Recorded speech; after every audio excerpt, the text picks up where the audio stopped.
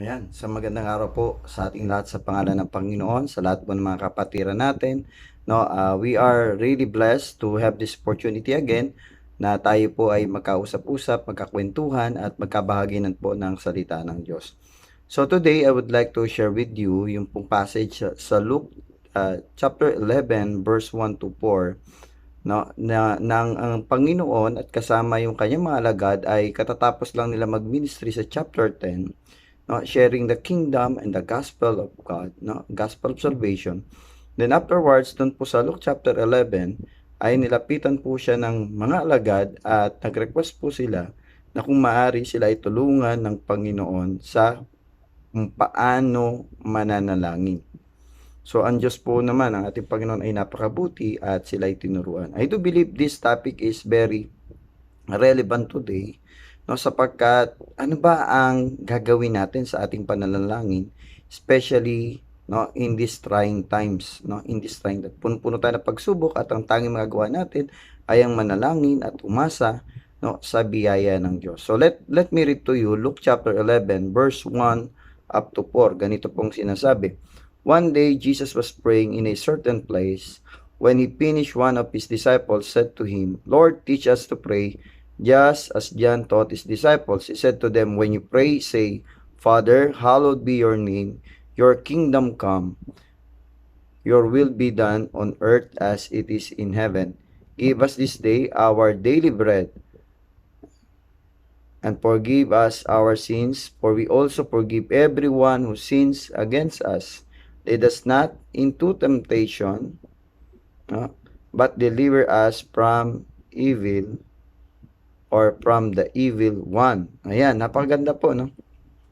Sinasabi po ng mga alagad ay hindi nila alam yung tamang pamamaraan sa pananalangin, no? I do believe these people ay knowledgeable naman when it comes to prayer. Kaya lang ay, ang tanong ay, paano ba ang tamang pananalangin? So maganda po yan. Or ano ba dapat ang nilalaman ng panalangin?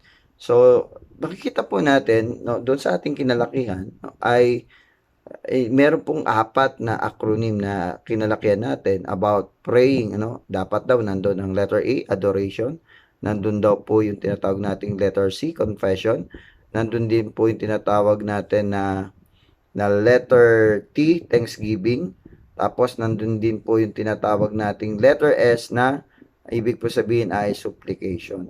So nandiyan po yung apat na yan, yung A, C, T, S or ACTS, no?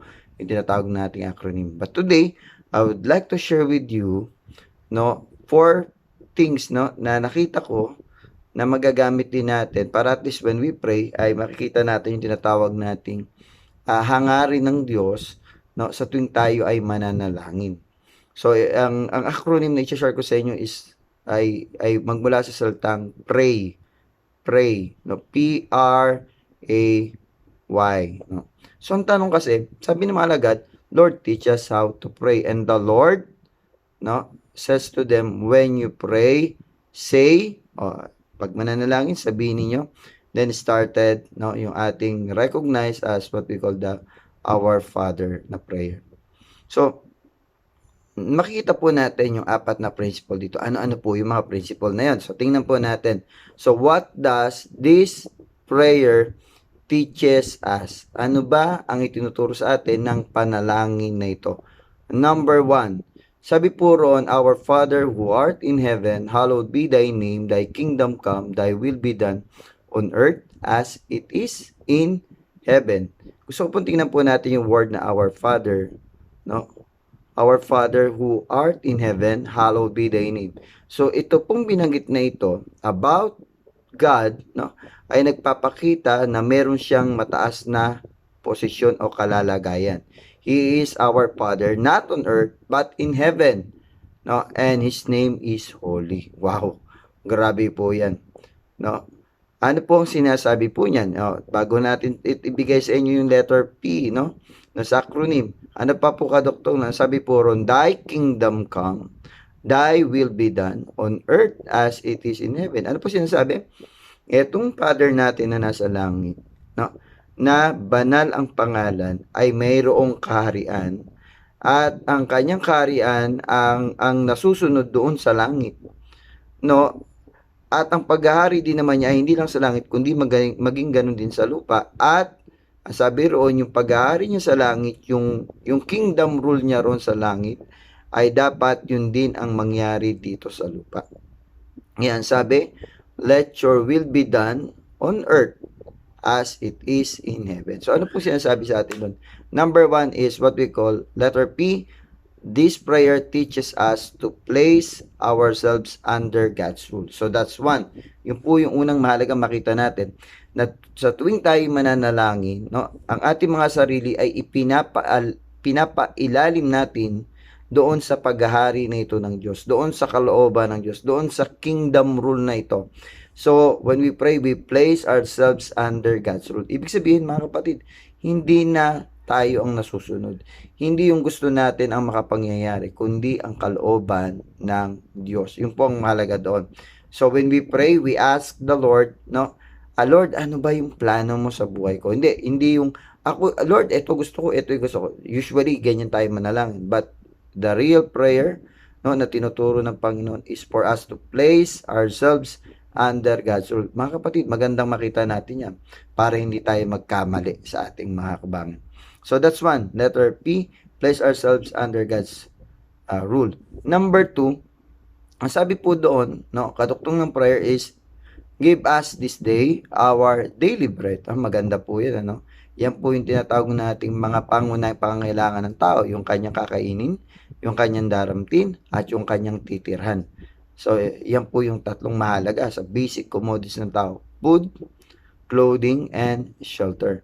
So, actually, pwede namang mabuhay ang tao kahit walang shelter, kahit walang clothing. Ang mahalaga sa kanya, number 1 is food. Kaya naman sabi ng Panginoon, pag mananalangin kayo, hingin ninyo yung magbibigay buhay sa inyo. Ano yun? Yung food. Ang tanong, saan galing yung food?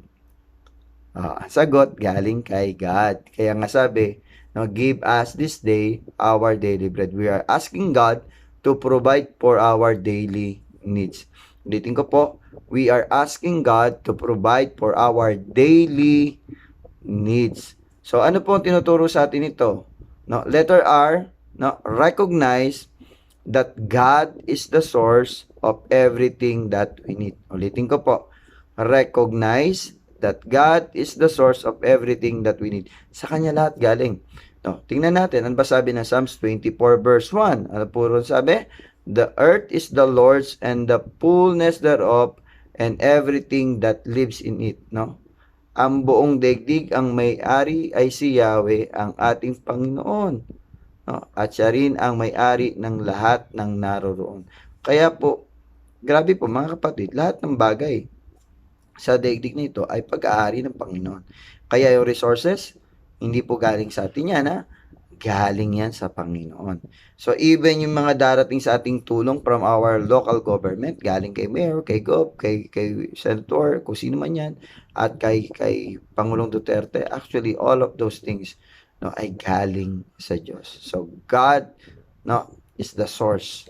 And so, recognize natin na ang lahat ng ito, no, lahat ng ating meron tayo ay galing sa Diyos. Okay, pangatlo, ano po sabi ron? And forgive us our sins as we forgive those who sins against us. No, and do not lead us to the test, no, but deliver us from the evil one. No, anong ibig sabihin? Nakita niyo po mga kapatid, meron pong binanggit doon, itinuturo ng Panginoon. Napakasimple, maaaring hindi pa ng iba. Pero sinasabi ng Panginoon doon, no, humingi ka ng tawad. Humingi ka ng tawad. No, ganun din yung mga tao na pinatatawad mo, no? Actually, napakahusay ng pagkakasabi ng Panginoon, para hindi ma-hurt yung damdamin ng mga tao.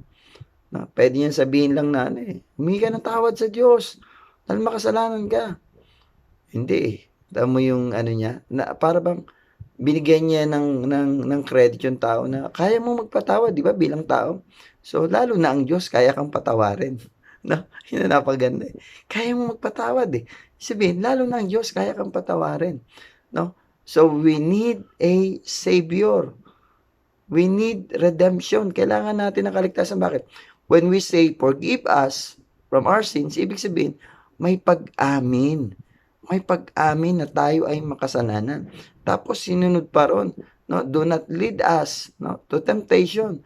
Huwag mo kaming dalhin sa tukso, huwag mo kaming hayaang mahulog sa tukso. No? At ano sabi? At ipag-adya mo kami sa masama. Ano ibig sabihin doon? But deliver us from evil. Ilayo mo kami, no, sa kapahamakan. Ilayo mo kami sa masama. So, we are asking the Lord actually to redeem us. We are actually asking the Lord to save us. So, number 3, letter A, no, is acknowledge God's redemption. Mga kapatid, walang ibang tagapagligtas. Maliwanag po sinasabi ng Biblia. Tanging si Yahweh lamang ang ating tagapagligtas. Ang Panginoong Hesus lamang. Acts chapter 4 verse 12, walang ibang pangalan na ibinigay sa silong ng langit na sukat ikaligtas ng tao maliban sa pangalan ni Jesus. Grabe po, no? So, see, when we pray pala, lagi nating sinasabi, Lord, I need your, what? Your salvation. I need your redemption. I need you to save me. I need your protection. I acknowledge that I'm a sinner. I acknowledge that I am frail, no? Ako'y marupok, madali akong mahulog sa tukso, no? That I am prone to danger, no? Ako ay madaling mapapahamak kung wala ka. So, acknowledge God's redemption. Ang galing kaya pala pag nagpe-pray tayo, kasama doon yung Lord, ingatan mo kami. Because ayun yung part na yun. Ano yun?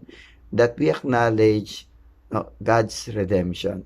So, ano nga, review lang natin yung unang tatlo. Letter P, place ourselves under God's rule. Number 2 is recognize that God is the source of everything that we need. Number 3 is acknowledge God's redemption. Number 4 and last, no, ay yung tinatawag po nating yield on to God's power. Na, ulit nga po natin, yield on to God's power. Ibig po sabihin ng yield ay sumandig, sumandal, umasa. Mas malalim na kahulugan po is to submit or sumuko, to surrender. Saan? Doon sa kapangyarihan ng Diyos. No, ibig sabihin, ang makapangyayari sa lahat ng bagay ay ang ating Panginoon. Hindi tayo. We can do nothing. No, maliwanag sinasabi ng Zechariah chapter 4 verse 6. Not by strength nor by power but by the Spirit, says the Lord of hosts. Mga kapatid, bakit tayo nagtatagumpay araw-araw? Alam niyo po ba yun? Bakit pagod ka na, uuwi ka ng bahay, kinabukasan, may lakas ka na naman? Alam niyo kung bakit? Because of God's power. No, pag tayo natutulog, di natin pansin yan, pero ang Diyos, ang ginagawa po ng Diyos sa atin, binibigyan niya tayo ng rest para magkaroon tayo ng power.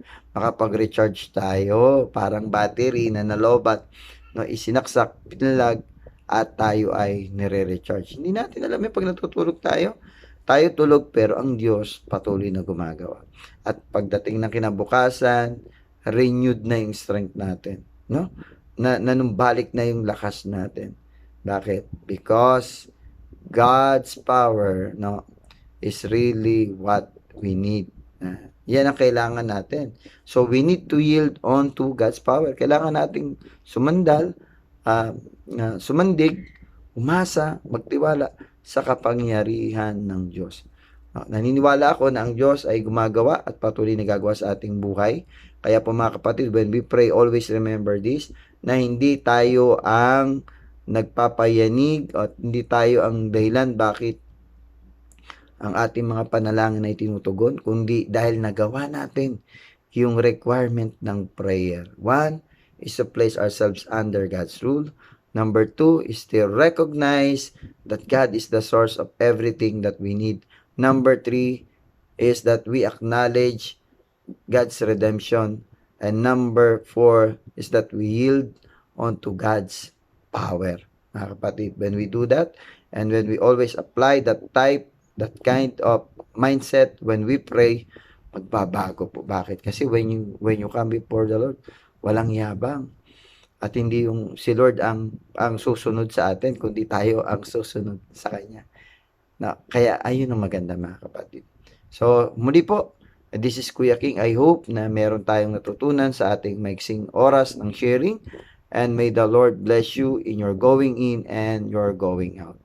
Muli po, ingat po and God bless everyone.